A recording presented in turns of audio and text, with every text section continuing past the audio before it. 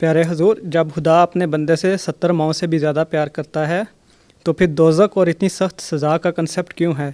جبکہ بچہ جتنے بھی برے کام کیوں نہ کر لے، اس کے باوجود ماں اپنے بچے کو اتنی سخت تکلیف یا عذاب میں کبھی نہیں دے سکتی، لیکن خدا تو 70 ماؤں سے زیادہ اپنے بندے سے پیار کرتا ہے، تو خدا کیسے اپنے بندے کو اتنے سخت عذاب میں دیکھ سکتا ہے؟ ماں باپ بچے کو سزا دیتے ہیں نا، ٹھیک ہے، ان کی اصلاح کے لیے سزا دیتے ہیں نا. تو بات یہ ہے کہ اس میں یہ بتایا گیا ہے کہ باوجود اس کے کہ اللہ تعالیٰ اتنا رحم دل ہے، رحیم و کریم ہے کہ وہ ماؤں سے بھی زیادہ رحم کرنے والا ہے، جتنا ماں بچوں پہ رحم کرتی ہے. اس کے باوجود تم لوگ اتنے بگڑے ہوئے لوگ ہو کہ اللہ تعالیٰ کی اتنے رحیم ہونے کے باوجود سزا حاصل کر لیتے ہو. تو یہ تمہارا قصور ہے، اللہ تعالیٰ کا قصور تو نہیں.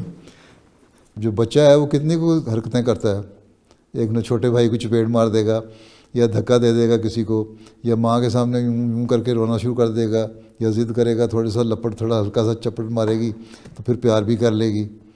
تو اللہ تعالیٰ بھی بندوں پہ پیار کرتا ہے. اللہ تعالیٰ کہتا ہے اگر تم لوگوں کے عمل دیکھ کے میں تمہیں سزائیں دینے لگوں نا، بندے سارے مار کے رکھ دوں میں. یہ اللہ تعالیٰ کا رحم ہے جو ہمیں اس دنیا میں وہ ہماری باوجود بیہودہ حرکتوں کے سزائیں نہیں اتنی دیتا. ہاں، اس نے ایک قانون بنایا ہوا ہے. اس نے کہا ہے یہ اچھائیاں ہیں، یہ برائیاں ہیں. تم اچھے کام کرو گے تو تمہیں میں ریوارڈ دوں گا، برے کام کرو گے تو میں سزا دوں گا. اللہ تعالیٰ اگر رحیم ہے اور اس کی رحمانیت ہر چیز پہ حاوی ہے تو وہ سزا دینے والا بھی تو ہے، منتقم بھی ہے اور مالک بھی ہے. تو اگر ہر ایک کو یہ پتہ لگ جائے کہ اللہ تعالیٰ نے تو کچھ کہنا نہیں، جو مرضی کرتے رہو، تو تم لوگ تو سارے بگڑی ہو، نمازیں نہ پڑھو، سارے پھر ایک ہو جائے گے. برے اور اچھے میں تمیز کیا رہ جائے گی؟ یہ سزا جو ہے وہ اس لیے ہے. دوسرے یہ کہ اللہ تعالیٰ باوجود یہ کہنے کے کہ جنت کا دوزخ کا کانسیپٹ ہے، پھر بھی اللہ تعالیٰ معاف کر دیتا ہے.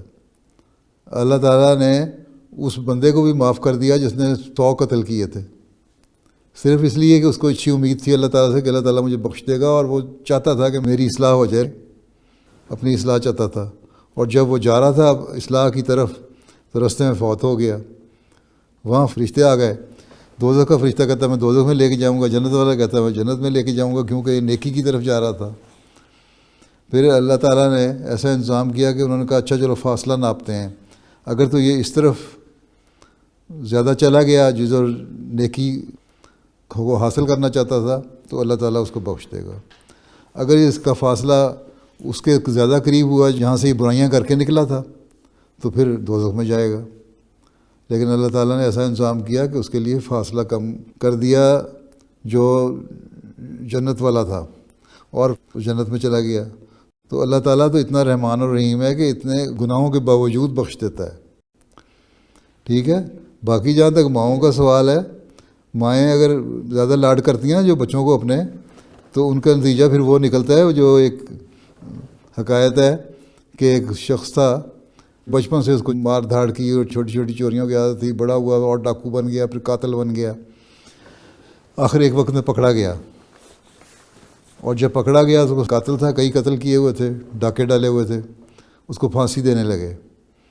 جب پھانسی دینے لگے تو اس سے کہا کہ تمہاری کوئی خواہش ہے؟ اس نے کہا کہ ہاں میری ایک خواہش ہے کہ میں مرنے سے پہلے اپنی ماں کو قریب سے دیکھنا چاہتا ہوں اور اس کو پیار کرنا چاہتا ہوں.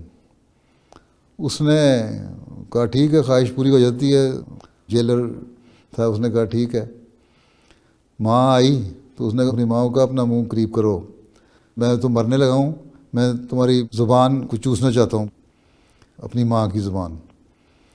جب ماں نے زبان باہر نکالی تو اس نے اتنا زور سے اس کو کاٹا کہ آدھی زبان کٹ گئی اور ماں چیخنے لگی.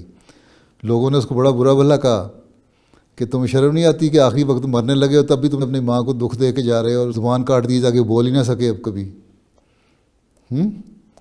وہ کہتا ہے جب میں بچہ تھا تو برائیاں کرتا تھا نا، مجھے پیار کرتی تھی، کہتی کوئی نہیں بچے، کچھ نہیں ہوتا، کچھ نہیں.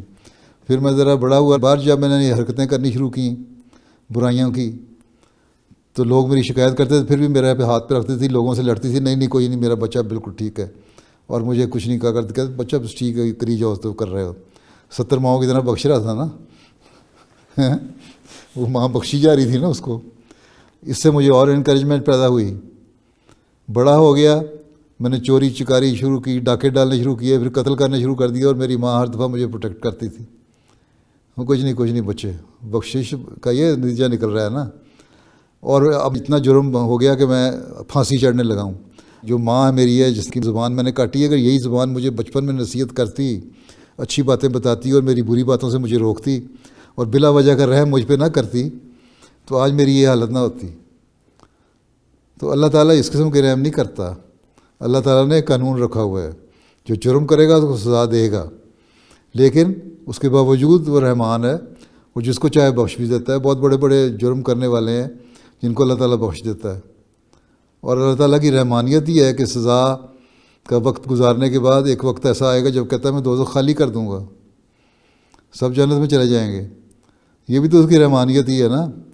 لیکن سب سے بڑی بات یہ ہے ہمارے سوچنے والی, کہ اللہ تعالیٰ جب اتنا رحم کرنے والا ہے, اس کے باوجود ہم اتنے گناہ گار ہیں کہ پھر بھی دوزخ میں چلے جاتے ہیں گناہ کر کے.